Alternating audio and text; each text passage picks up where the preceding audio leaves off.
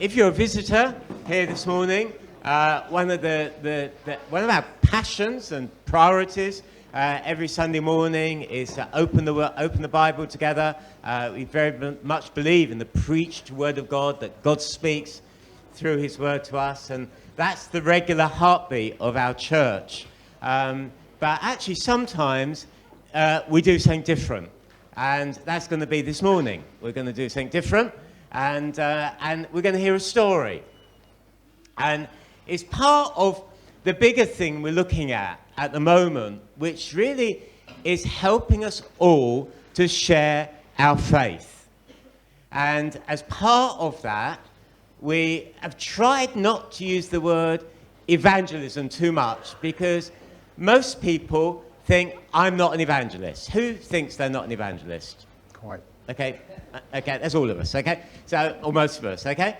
And we dismiss ourselves in what we can do in just normally and naturally sharing about Jesus with our friends, our work colleagues, our neighbours, the people that God's put in our lives.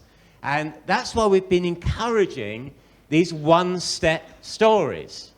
So we've been having preaching, but alongside that, we've had a one-step story. And if you hear last week, we listened to Alex, who told two little one-step stories.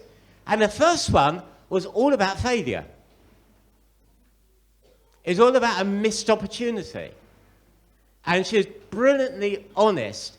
And that in itself is incredibly releasing, because we all mess up. And then the second story she told was about her praying for a friend at work, and she did have an opportunity to speak to that person about Jesus. And that's life. Sometimes we mess up, and sometimes we take a small step. And we're going to continue to do that. Don't worry, we're going to get to Ron, okay? This is all part of the introduction. This is part of the talk, by the way. It's not just me gabbering on, although you might think it is. Okay? But actually, what Ron's going to do now is just share a bigger story. And so we thought, well, let's give time to this, because it's a good story, and it will help us, it will stir our hearts again with how Jesus can change people's lives. And that's it. That's our story. It's the best story there is on planet Earth. And we're going to hear a bigger story.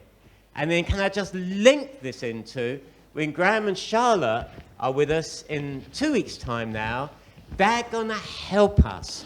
And we're going to call that weekend Sharing the Best Story. And we're going to share, and they genuinely are going to help us. We want to do a Saturday morning together at the Hub, 10 o'clock, for a couple of hours. We'll go from 10, we'll have a break halfway through, and we'll finish by 12:30, 10 to 12:30, but we'll have a break. Please, please, please, please, please, if you can be there, be there. And don't dismiss yourselves, thinking, oh, it's not for, it's for those who are wired that way. No, it's for us all. That's the purpose of them coming, is to help all of us. And on Sunday morning, they're going to share more. But now we're going to hear Ron's story. But I just want to say, Ron and Hazel, it's great to have you with us. Thank you. How long have you been part of the church? Ooh, how long is it? 4 or 5 years now? 4 or 5 years. Just before COVID, yeah. Just before COVID. It was a bad time to start It a new was, church, wasn't it? Yeah. because instead of building relationships, we were all hiding at the other end of Zoom calls, weren't we? Yeah, exactly. And you might have met someone in the breakout room, okay? Yeah. Now, I know some people know you guys really well. Others of you don't. So I've not primed you for this, but a couple of get-to-know-you questions. Okay? Yep. What do you do in your spare time? Well, one of the things I do is I write crime novels. The other thing is I'm an active member of the Cockermouth Rotary Club. Very And good. of course a grandparent and DIY and all that stuff. All the rest of it. Here you go. So we have a novelist in our very midst. There you go. Exciting, isn't it? You get to know people. Okay, right. Okay. What's your favourite sport? It's a tricky one, that, because I've never been one for watching sports, but I love playing them, and I used to love, and I don't do it anymore, squash and badminton. But my favourite sport, when I was younger, was judo, where we'd get to throw each other around and wrestle on the mat.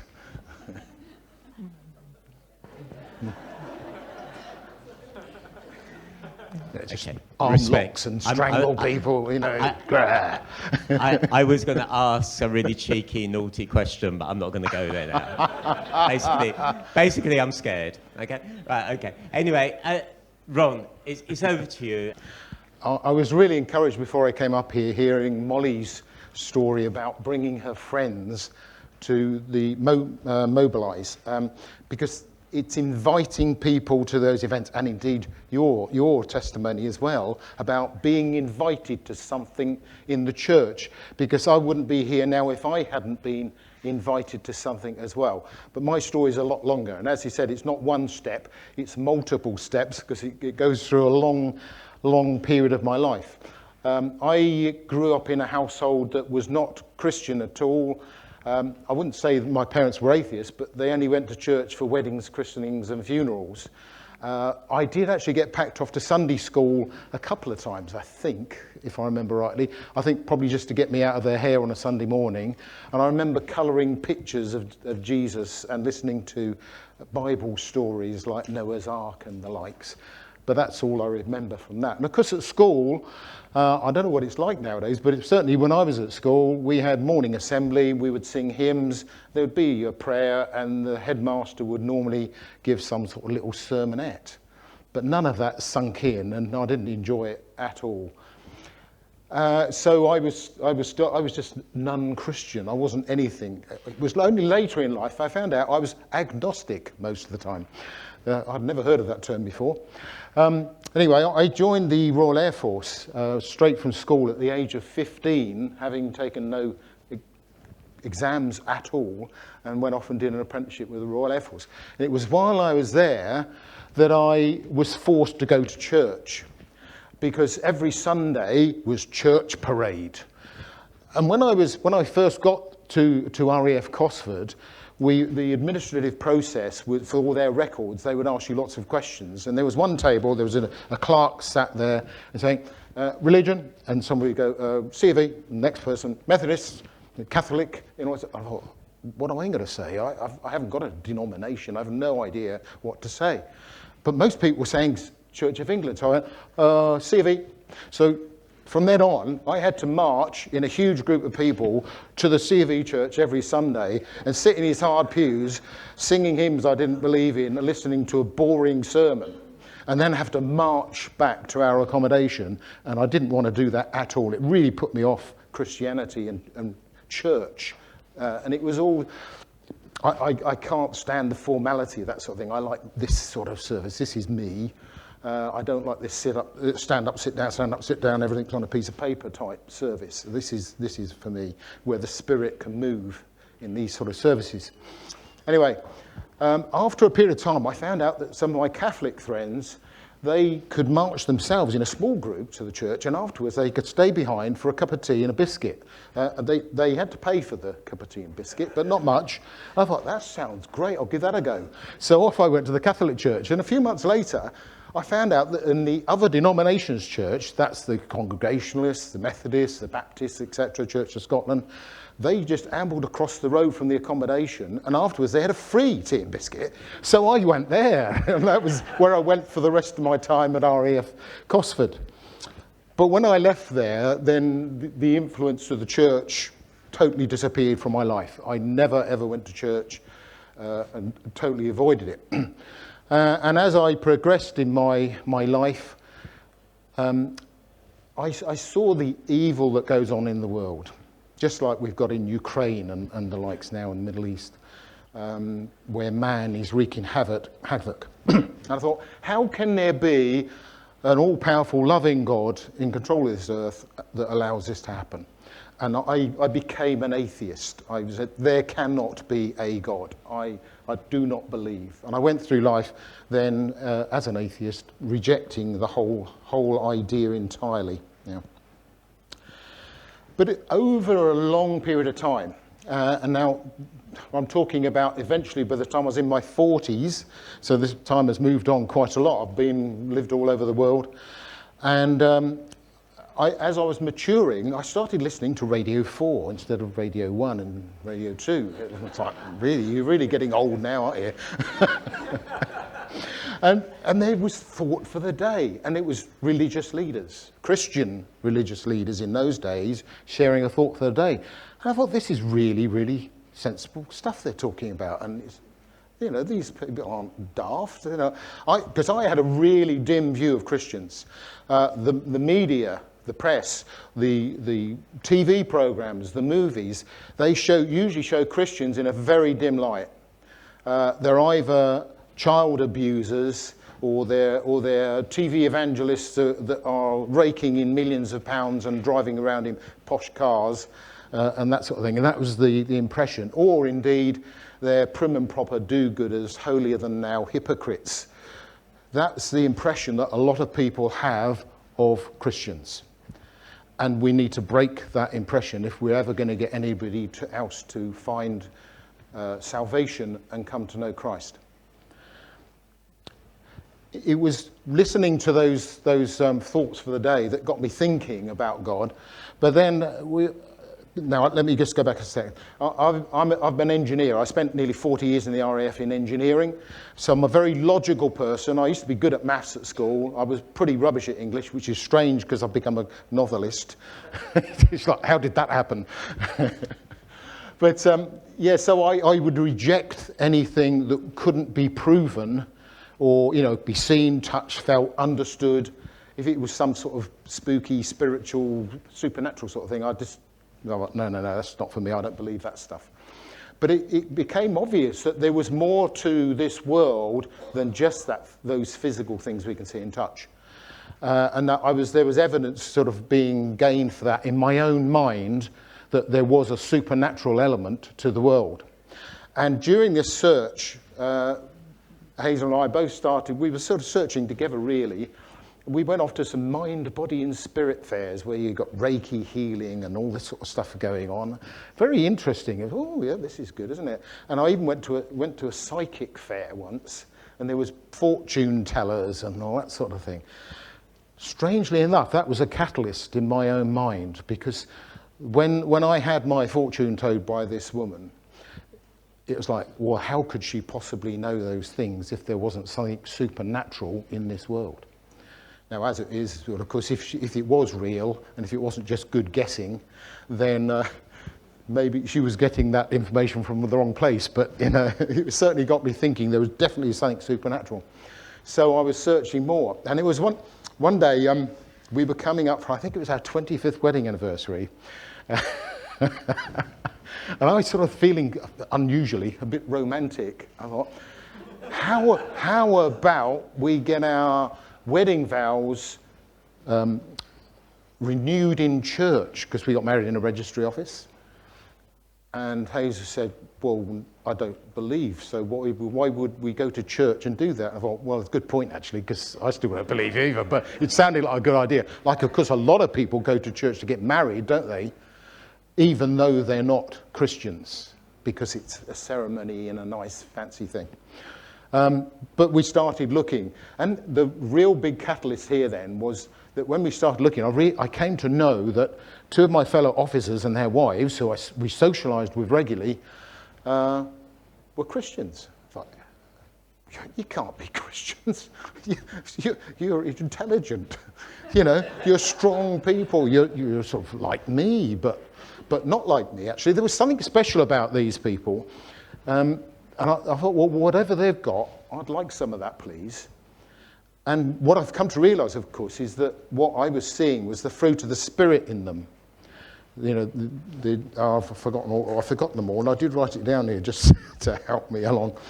Love, joy, peace, patience, kindness, goodness, faithfulness, gentleness, and self-control. Those qualities I was seeing in these people. I'm thinking, well, this has got to be worth looking into a bit more. So we started going to church, and I felt like a complete hypocrite because I still didn't believe, but I was going to church. And when it came to singing songs and praying, I would just keep my mouth shut and say, well, I'm not sure about that. But my friend said, why don't you go on an Alpha course, Ron? Well, oh, what's that then? Never heard of that before. And they actually arranged for both of us to go on an Alpha course at a church which was not far away from where we'd moved to then. And it was an Anglican church, but it was very much like Holy Trinity Brompton, in as much the service was that sort of service, and their thinking and their belief in the Holy Spirit was similar to Holy Trinity Brompton's. And they ran Alpha courses back to back like Holy Trinity Brompton does. And we went on this Alpha course, and it was on the Holy Spirit away day that I came to be saved. And I would say it's like a tears and electricity experience, because I stood there feeling like sort of almost shaking and also emotional. And I always put that down to having a lot more sins to be forgiven. That changed my life. After that course, I then was invited to go and help on the next Alpha course, which I did. And one of the reasons I wanted to do that was I'd enjoyed the Alpha experience so much. I wanted more of it. Secondly, of course, I now believed I was saved. I'd found Jesus. I was happy. And just like we'd sung in the song earlier, prisoners now running free, I felt like I'd been a prisoner, now I was free. And I wanted other prisoners to find that same escape route and find that road to salvation. Why keep it to myself? I thought I would be selfish if I did that. That's the way I felt, and I wanted to help do that. But of course, like most of us, I'm not an evangelist. I don't find it easy to share my faith, to share the good news of the gospel to strangers or even friends. But what you can do, of course, is like we said with Molly and that before, is you can invite others to Christian events. And they come to hear about Jesus whilst they're there. They get to know Christians and get to realise that they're not all weirdos, that they are normal people, but maybe special people. So, having become a Christian, I did this, helped on the next course. I went on then to run marriage courses with Hazel as well at our next church. And I was really, really into this. And I've seen many, many people give their life to Christ through going on an Alpha course. And I personally prayed with, and it's absolutely wonderful. It was the best experience in the world, is to bring somebody else to know the Lord. And it changed my life. It changed me as a character, because with time, of course, I also got to grow in the fruit of the Spirit. And I'm not going to brag about it, but hopefully my wife will have seen some of those fruits, although not fully grown in all respects, of course. Sorry, excuse me. But yeah, so what we can do, of course, is invite people. We might not be able to do it ourselves, but we can invite them to events. In Ephesians, it's in 4:11, Paul says, he appointed some to be apostles, others to be prophets, others to be evangelists, and others to be pastors and teachers. And that might not be any of you, but we can all bring people to those that can share, that have got that talent, that skill, that ability to do that. What we can do is be salt and light in our communities, because by being salt and light, we are demonstrating the fruits of the Spirit. And through that, people will get to know that, and if you're letting on, of course, that you are indeed a Christian, they will maybe change their minds about what Christians are like, and open them up to listen to things in the past.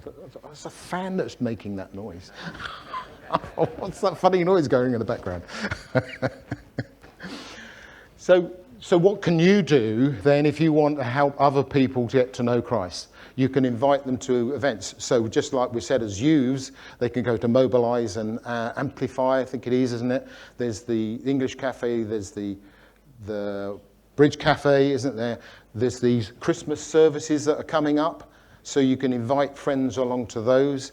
And of course, when the church gets around to organising an Alpha course or something similar, then you can indeed invite them to the introduction of that, and maybe they'll then, like I was when I went to that first one, be inspired to continue with the course.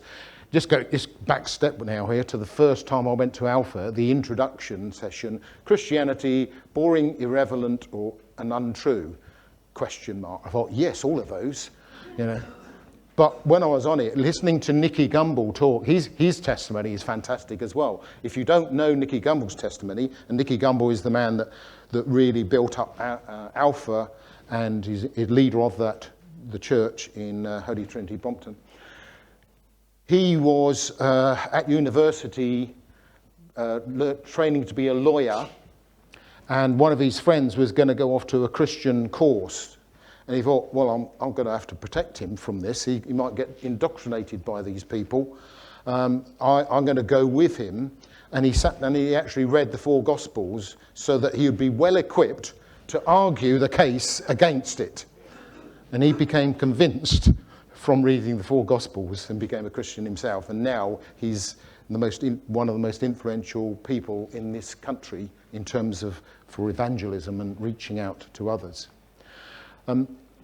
What I've also seen is that a lot of people I know in this church have been Christians or gone to church most of their life. Certainly the people in our house group, when I've asked them, so, oh yes, I went to school, went to church as a child. I became a Christian, a proper Christian, born again or whatever, made a decision for Christ later on, but always went to church. But people like me, and indeed my friend here, it wasn't like that. But if we're going to reach out to the people that haven't yet heard about Jesus at all, because they didn't go to church as children, we do need to do those sort of things, and we need to share with them. Yeah. So that about wraps it up, really. Thank you for listening. Yeah.